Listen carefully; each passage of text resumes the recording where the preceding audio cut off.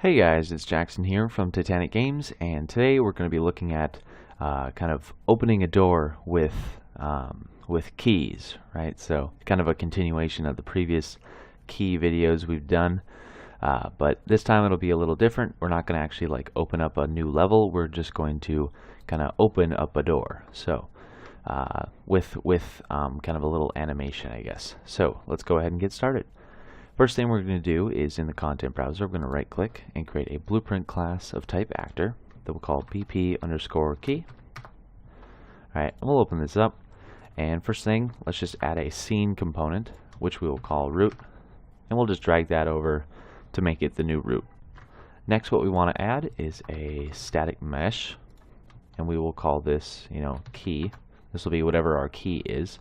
And for right now, I'm just going to make this the material sphere, and that'll pop up. It'll be nice. Alright, then we're going to add a sphere collision, if I can spell properly. Sphere collision, which we can just call overlap or volume or whatever.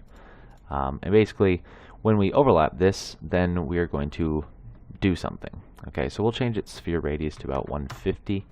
That'll be pretty nice. So next, we'll go to the event graph. We'll delete all this stuff. Okay, and we'll click on our overlap, and we'll right click, say add event, and add on component begin overlap. Alright, so on component begin overlap, we want to cast to our third person character, or whatever your character is, and then we want to do something with it.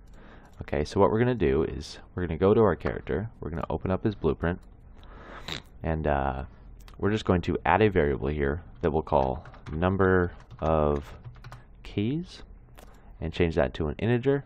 So this will just represent the value of however many keys that our player has, or however many of whatever. It doesn't have to be keys, it could be any kind of item, really. Okay, so there's that. Now, just to kind of let us visualize what this number is at all times, I'm just going to add a number a key press really quick, the one key, and when I press it, we're going to do a print string. And we are just going to get the number of keys, and we'll print out whatever its value is. Now, of course, you don't have to do this for your game, but this will just allow us to see what the value is. Okay, so we'll go back to our key blueprint, and when we overlap, okay, we'll cast to our character, and we are going to say we are going to get the number of keys. Okay. And then we want to take the number of keys, and we want to do integer plus integer. So we're going to add 1 to our number of keys. Okay, so after we've added it, then we want to say set number of keys, and we are going to set it to this return value here. Okay, so basically, it's just adding a key to our number of keys. Okay, and then after we've done that, then we're just going to say, destroy actor. So we'll destroy the key so it doesn't show up anymore. Okay, fantastic. That's all we need to do for the key. So if we just want to see that working really quick, we can drag the key in. There it is. If I press play, so I press 1, right? I have no keys. I overlap with it, it's destroyed. Now I have 1 key. Fantastic. Okay, so next let's create the door. So we'll right click, create a blueprint, again of type actor, that we'll call BP underscore just maybe key door. Oops. Well, whatever, you spell that right. There we go. So we'll open it, and we're again going to add a scene component just to get rid of the default root there. Alright, so we'll drag that and drop it. Okay. Next, we will add a static mesh again, and this will be our door. Okay, so for this tutorial, we are going to go with the shape underscore cube. The reason for this is because its pivot is well, it has a nice pivot. Like, the pivot isn't in the center of the object, which could cause some not really problems, but just it could be annoying later on. So anyways, it's just choose the shape cube. Alright, then we are going to add a box collision this time, and we'll just again call this overlap. Okay, so we'll compile and save. And we're actually going to take our cube really quick, and we're going to scale it. So hit R to scale. So we'll scale it to look more like a door. Might be a pretty big door, but you know, whatever. Alright, and then we're going to take our overlap volume and we're going to do a similar thing. So we're just going to change up, you know, the size of this overlap area a little bit.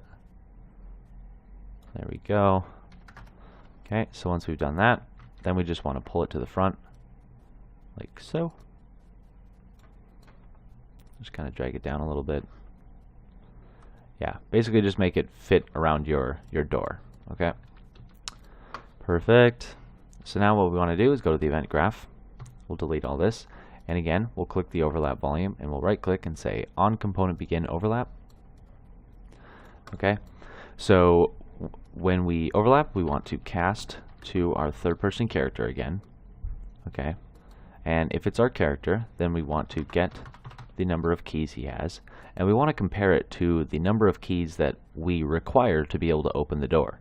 Okay, so we'll say, is this greater than or equal to some value? So for this value, we want to right click and promote it to a variable, and we'll call this required number of keys. Okay, and we'll want to make this editable so that we can edit it from, you know, on a per instance basis from the editor. Okay, so basically if it is, right, if it is greater than or equal to the number of keys, then we're going to do a branch. Okay, and we're going to drag off of true, and we want to now set the number of keys. So we'll take our third person character, set his number of keys. Okay, and the value we're going to set it to is our number of keys minus, so integer minus the required number of keys. Okay. You know, and if you don't want to take away the number of keys that they have, then you just don't need to do that. But you know, for this tutorial, we're going to be doing that. So now, after we've done that, then we are going to use something called a timeline. So say add timeline, and this is going to, you know, move our door. So we'll call it door movement. All right. So double click it to open it up, and it's just going to be this blank space right now. But we're going to add a float track. Okay, and we'll just simply call this alpha because it's going to kind of drive the alpha value of an interpolation that we'll do in a couple minutes here. But anyways, so we'll set the length here to about 0.75. So it's going to be a relatively quick, you know, kind of movement. Once we've done that, then we're just going to hold shift and click near the beginning. Okay, and we want to set this time to 0 and value to 0.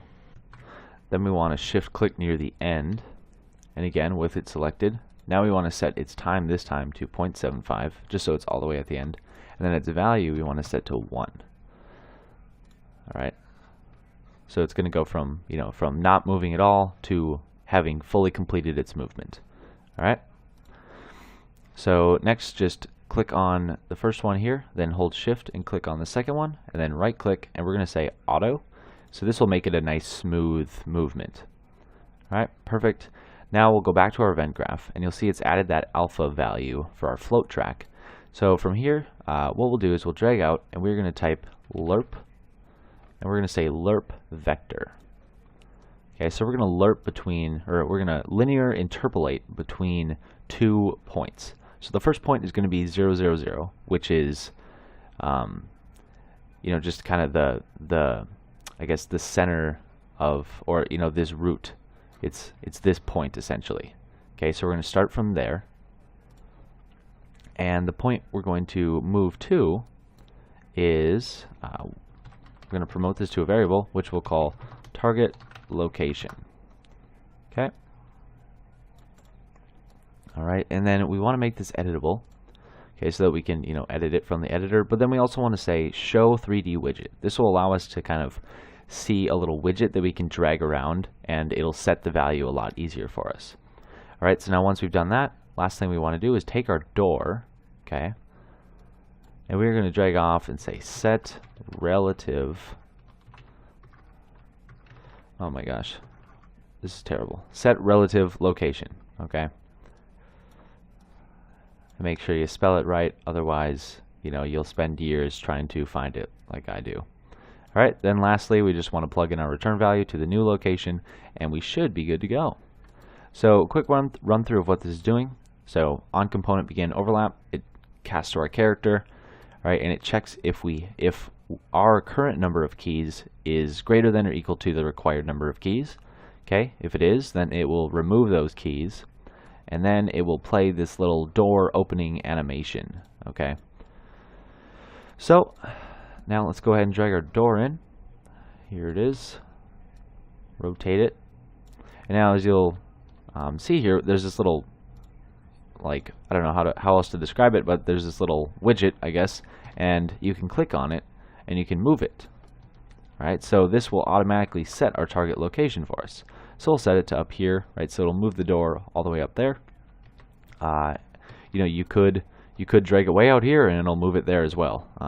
So yeah, that's just kind of a cool little thing that it can do. So anyways, so we'll set it to a Z of 245, I guess. And now we'll set the required number of keys to, how about 2?